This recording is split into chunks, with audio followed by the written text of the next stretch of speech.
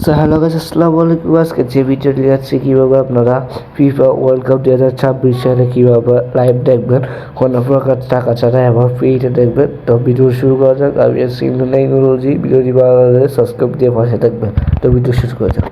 প্রথমে আপনারা play স্টোরটি open করবেন, সার্চ পাবেন, এখানে লিখতে হবে টফি লিখে সার্চ দেবেন। তারপর আপনারা তো অবশ্যই চ্যানেলে অ্যাপটি তারপর ইনস্টল করে নেবেন। ইনস্টল করা লাগবে, ইনস্টল হওয়ার পর আমি ফিরে আসতেছি। সকালে দেখতে পাচ্ছি ইনস্টল হবো, এখানে ওপেন পাবো, ওপেনের সাথে ট্যাপ দিব। হ্যাঁ, ওপেনের সাথে ট্যাপ দেওয়ার পরে টফি লোগোতে চলে আসছে। তারপর অ্যাড আসতে পারে, অ্যাডটি কেটে দিতে পারে। আবার ট্যাপ দিল, তারপরে এখানে একটা অ্যাড আসছে কি অ্যাডটি চলে। তারপর এখানে পারমিশন দিয়ে দিবেন, আপনার লোকেশন অ্যালাউ দিয়ে দেবেন। আবার এখানে ওপেন পারমিশন দিতে বলছে। সেট আবার ব্যাকলেও এখান থেকে অ্যালাউ দিয়ে দিবে, কাজ শেষ।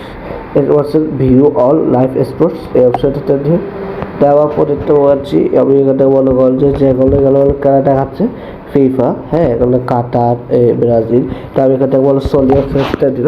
অবশ্যই নেটওয়ার্ক ভালো রাখতে হবে, নেটওয়ার্ক ভালো হলে কিন্তু কাজ করবে। সো নেটওয়ার্ক একটু স্লো যেহেতু তাই Start on a tricky pitch, it looked early.